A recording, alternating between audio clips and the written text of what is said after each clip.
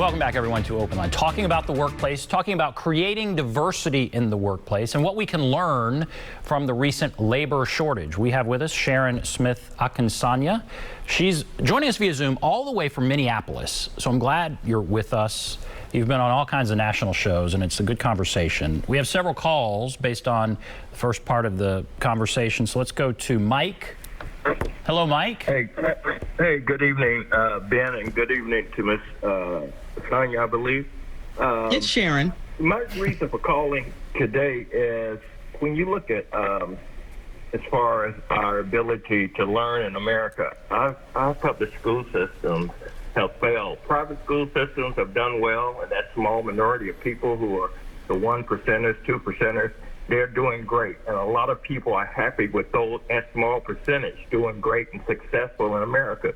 But for the average person, when you see our math scores, science scores, as far as STEM is related, China, Singapore, India, according to the Pew Research, always comes ahead. With America, our STEM, it shows that we rank 38 out of all industrialized countries. And for me, that should be a shame. Where we have over 2 million people incarcerated, more than any other country in the world, even China has got 1 billion some people over there, we have the most incarcerated. So we don't seem to be upset about that. So we do well as far as incarceration goes. We are number one. That's one thing. We can say we're number one. But when it comes to a good education where you can go out and apply and get a job that's paying decently, we don't have it here. We're just pathetic. And for a country that's been so blessed, it makes no other sense except you've got people who are willing to look the other way toward viable candidates. We see how they tried to tear down Supreme Court Justice to be Ketanji Brown Jackson. How is she qualified enough? And for somebody like Marsha Blackburn to criticize her credibility and her accomplishments when she doesn't have anything except Mississippi roots and is lucky to be a senator of Tennessee. But basically, these are some of the things that I see. Well, let's talk about, Mike, thank you. Let's talk about education, schools. What do you think? What do you think about what Mike's saying? Yeah, no, I mean, so this is what Mike is talking about is priorities. Okay. And so as the labor shortage, continues to, weaken, we're just going to have to be forced as a nation, the greatest nation on earth, to decide what our priorities are. And we talked about STEM earlier. Science, technology, engineering, and math. I can tell you that there is a big push on trying to fix that. But you're right. It's about priorities. America will need to decide what type of America it wants to live in. And we're still, for at least a moment, still a democracy. Okay, for me, we're still a democracy. So the people get to decide, and the people will have to begin to pay attention, and the people are going to have to decide who they want their elected officials to be. And so that's what a democracy is. And so the people will have to force change. But you're absolutely right. We have more people incarcerated, right? And so we got to figure that out. And we will figure it out if the people want to figure it out. And that's really what this is all about. And we have to figure out a way, Mike, how to be kinder. I talked about that earlier, and gentler and more tolerant and more open with one another. But see, the people can force that. We all get to decide. And that is what my mantra is. It's not that complicated. If we begin to pay attention to what's happening around us, whether it's our workplaces, education, the things you care about, people need to vote, make their voices heard, change happens. What changes in education do you think, you're in the CEO world, what do they want to see? And so many things, so many changes come based on, for financial reasons. I mean, what do CEOs want? What do they think is lacking? What do they want to change? Yeah, the workplace, they want to produce, an educated and viable and smart and talented workforce, and they really believe, and we all do, just like Mike, we need to have some focus on science, technology, engineering, and math. And we need to start to have these conversations with our young people early on, so they can be inspired by what the possibilities are, by creativity. So we have to catch our young people early. That's back to policies, free pre-K, this and that, whatever you want, right?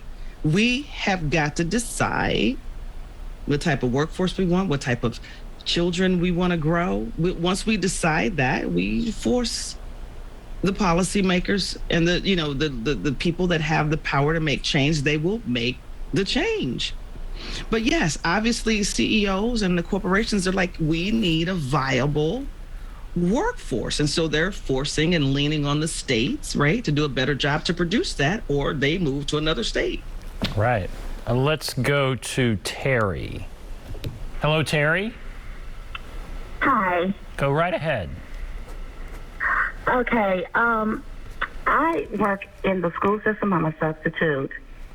So I get to see a lot of things that are going on in the schools that a lot of people don't get to see. And I've been at plenty of schools where 99% of the staff was white. And I am African American. I sometimes would not see any other black person in the school besides cafeteria workers or janitors. Also Hispanics, cafeteria workers or janitors.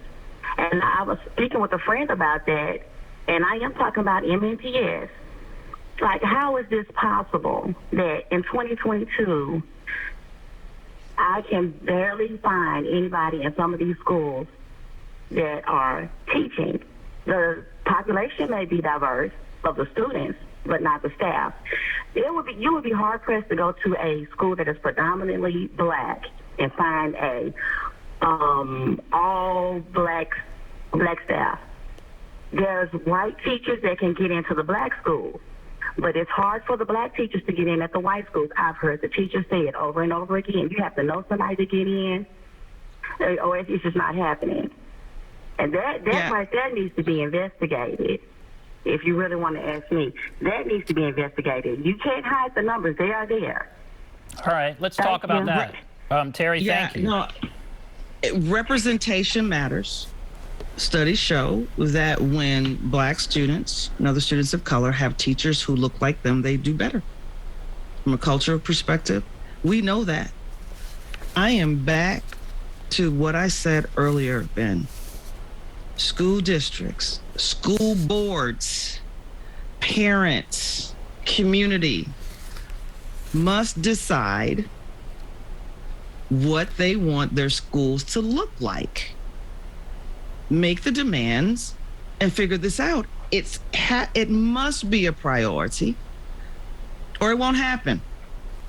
It's tragic to walk into a school with majority black students with no representation of black teachers and others other than janitors and cafeteria workers. That is not what we want our kids to see.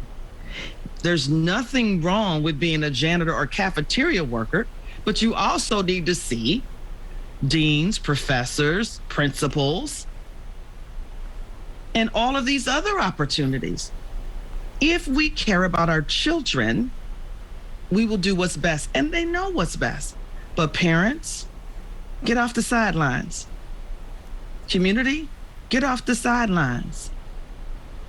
And other teachers can organize and really just start to make real change. Again, for now, we still have a democracy. We got to fight. We got to fight for what we want, for our workplaces, for our children, for our communities. And somehow we've forgotten how to do that. We have to get bold and not be afraid to get in there and elbow our way in to help make change and help other people make change and get organized. But it's not okay, and parents need to speak up about it. You touched on this a little bit at the beginning, but what are the demographic changes that are coming? Where are we going to be in 20 years or 30 years, or what's coming in the next generation as far as demographics? Well, we know that we'll be majority Latino, African American, mixed race. We will be a majority minority nation. And we have to figure out how to deal with that. Corporations, people, a lot of what's happening, and I don't want to get on a tangent here, but a lot of what's happening, in the discord in this nation has to do with the fear that somehow things will change and we will lose something because of change. Change is always good. We've got to figure out how to move things forward. We have to decide kind of America we want to be. Do we want everybody to have access to the American dream? Why not? I think this conversation does make people uncomfortable. I think it makes people uncomfortable when it happens in the workplace. I think some of what's being said is dead on, but it also makes people uncomfortable because you are talking about change. And so how do you not make people uncomfortable? How do we have a conversation like this? What do you say if somebody says, "Boy, this really makes me uncomfortable"? And then things don't happen when they're uncomfortable, I guess. Well, I think when we have conversations like this, Ben, I ask permission. Are we going to be able to have a conversation together when we know that we're both going to feel uncomfortable? But if we stick with it, we may be able to get to some things, right, and get on the other side. Are you okay with that? Because sometimes we have to get comfortable with being uncomfortable. That's how change happens. And so I'd like to start these conversations with, are you cool with this? I can be cool with it, and then hear what the ground rules are. As we have this exchange, we got to be willing to be educated on both sides. And there's a benefit in the end to, we go through this, we're uncomfortable, but there is a benefit, right? And the benefit, that's what we all need to be working toward and understand. We will learn something, and that's why I talk about the power of relationships. See, if you've got authentic relationships and you are intentional about building those relationships with people who don't look like you, the conversations get less uncomfortable because you're used to being in that circle. You're used to being around those different voices, different ethnicities. There's no point in isolating yourselves. It changes your life. My life is so rich because I have friends and colleagues from all over the world and from different backgrounds. I feel so blessed. I can't imagine what it would be any other way. And that's why I say to my clients and friends, please be intentional about building relationships with people that don't look like you. Don't be afraid of me because my hair looks different or it grows out of my head differently. Let's try to get to know one another. The golden rule, right? That's right. The golden rule. All right, we'll take a break. Come back, continue our discussion. Be back right after this.